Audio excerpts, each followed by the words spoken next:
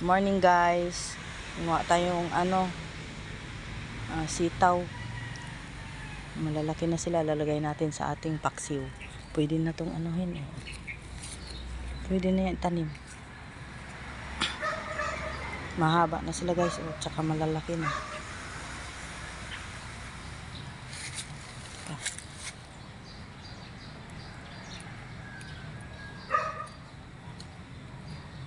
Ang lapit ng gumula.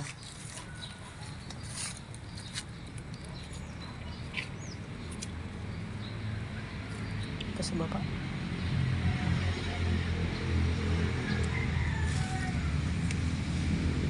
Wow.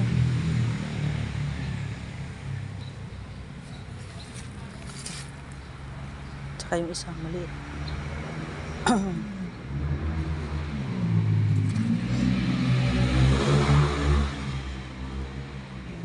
Ayun. Konti lang tong puno nito guys. Isa, dalawa, tatlo, apat. Yung iba patubo pa lang. Meron na kaming sinunod agad na punla para mamatay yung una, may kapalit.